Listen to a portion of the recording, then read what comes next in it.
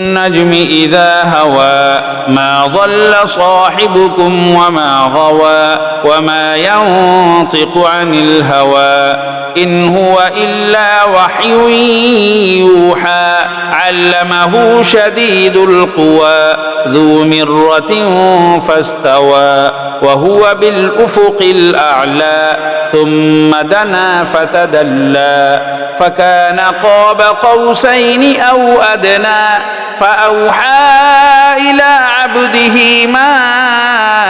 أوحى ما كذب الفؤاد ما رأى أفتمارونه على ما يرى ولقد رآه نزلة أخرى عند سدرة المنتهى عندها جنة المأوى إذ يغشى السدرة ما يغشى ما زاغ البصر وما طغى لقد رأى من آيات ربه الكبرى أفرأيتم اللات والعزى ومناة الثالثة الأخرى ألكم الذكر وله الأنثى تلك إذا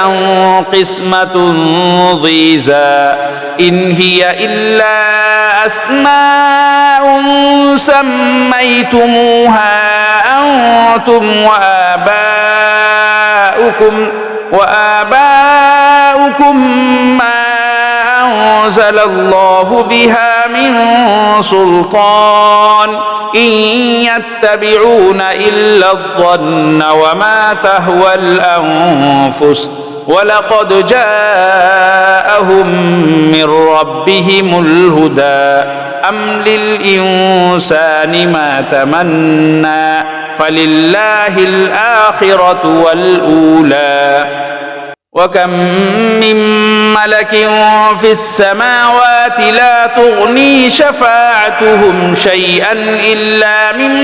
بعد أن يأذن الله لمن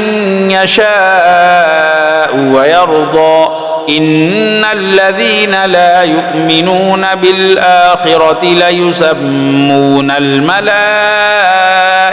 تسمية الأنثى وما لهم به من علم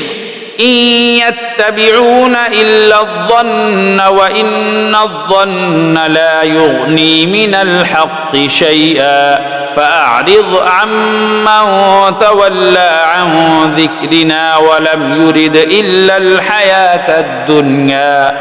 ذلك مبلغهم من العلم إن ربك هو أعلم بمن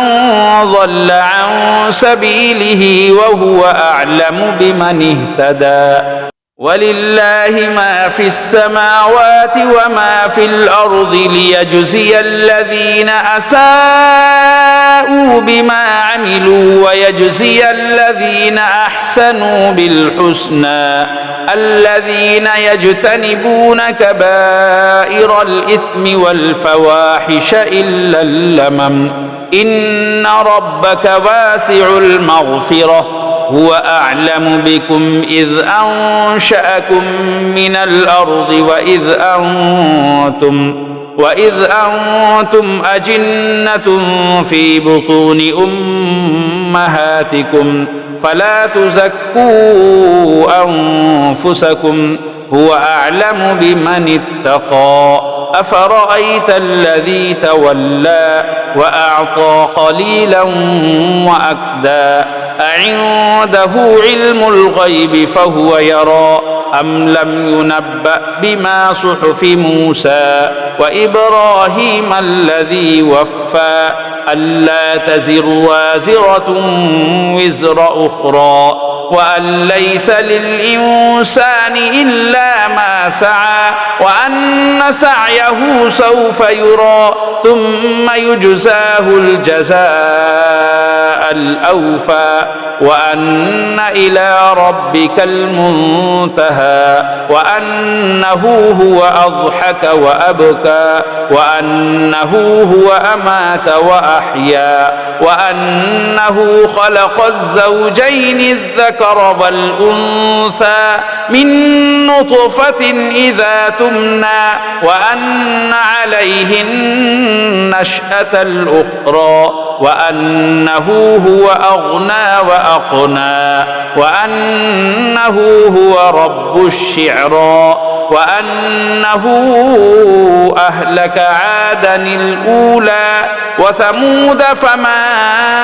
أبقى وقوم نوح من قبل إنهم كانوا هم أظلم وأطغى والمؤتفكة أهوى فغشاها ما غشا فبأي آلاء ربك تتمارى هذا نذير من النذر الأولى أزفت الآزفة ليس لها من دون الله كاشفة أفمن هذا الحديث تعجبون وتضحكون ولا تبكون وأنتم سامدون فاسجدوا لله واعبدوا